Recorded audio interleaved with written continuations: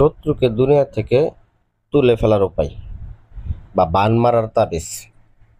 স্ক্রিনে যে নকশাটা দেখতেছেন, এই নকশাটা হচ্ছে একটা বান মারার নকশা।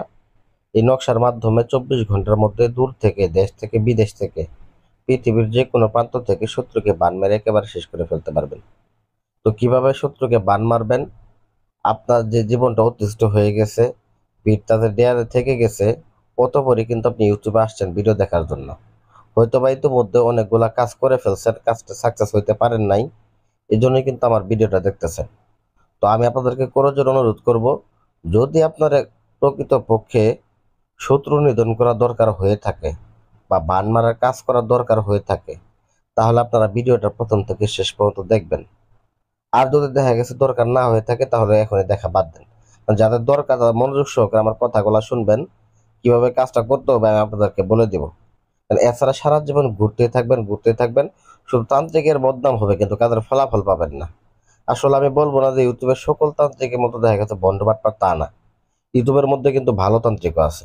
আমি আমার নিজের কথা বলবো এমনটা না, অনেক অন্যান্য তান্ত্রিকের আরো ভালো ভালো তান্ত্রিক আছে। তবে একটা বিষয় মনে রাখবেন, যে যে আসনগুলো আপনারা দেখেন, যে কাজগুলো দেখেন, যে এখানেই কাজ করেন, প্রথমত ভিডিও কল দিয়ে হোক বা ছবি তুলে হোক, যেভাবে হোক আপনার মতো দেখা গেছে আসনগুলো দেখে নেবেন, এবং যার সাথে কথা বলতেছেন ভিডিওর সাথে ওই ব্যক্তির কথাগুলো মিল আছে কিনা, বয়সটা মিল আছে কিনা, এগুলো যাচাই করে নেবেন।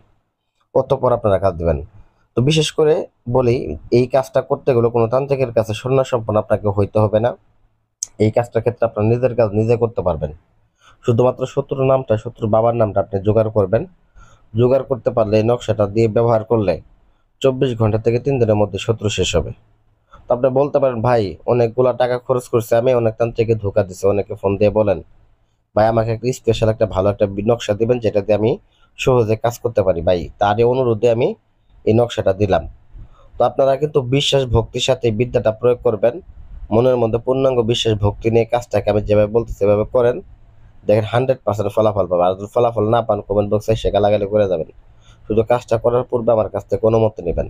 তো আমি নিয়মে চলে যাইতেছি কিভাবে এটাকে প্রয়োগ করবেন, পূর্ণাঙ্গ নিয়ম বলতেছি। তবে এই কাজটা করার পূর্বে আপনাকে বেশ কিছু নিয়ম মানতে হবে। যেমন এই কাজটা করার পূর্বে আপনাকে প্রথম 2টা দিন, মানে কাজটা করার পূর্বে 2টা দিন আপনাকে গরুর মাংস খাওয়া যাবে না এবং স্ত্রীর সহবাস করা যাবে না। বিশেষ করে এই 2টা দিন আপনাকে সন্ন্যাসী রূপেই থাকতে হবে। চেষ্টা করবেন আমিষযুক্ত খাবার না খাওয়ার জন্য। এবং যে সময় কাজটা করবেন, এটা উপযুক্ত সময় হচ্ছে রাত্রেবেলা। রাত্রে নিরিবিলি সময়ে শ্মশান গাড়িতে পারেন, কবরস্থান নিতে পারেন, বা নিজের বাড়িতে পারেন, যেখানে আসন করুন না কেন, মোমবাতি আগরবাতি জ্বালায় পাক পবিত্র হয়ে গোলাপ জল ছিটা জায়গাতে সুন্দর করে বসবেন। আর কাজটা করার পূর্বে অবশ্যই তো যে সামগ্রীগুলো দরকার সেগুলো আমি বলতেছি। অবশ্যই আপনাকে চন্দন কাঠ বাজার থেকে কিনে আনতে হবে, রক্ত চন্দন কাঠ, এবং কাম সিঁদুর কিনে আনতে হবে, কাফনের কাপড় কিনে আনতে হবে।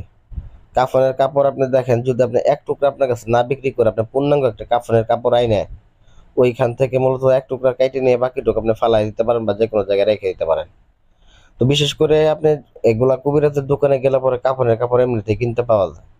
ওইখান থেকে কাফনের কাপড়ের টুকরার উপরে আপনারা কি করবেন, কামসিঁদুর দ্বারা নকশাটা অঙ্কন করবেন। অঙ্কন করে শত্রুর নামটা, শত্রুর পিতার নামটা লিখে দিবেন।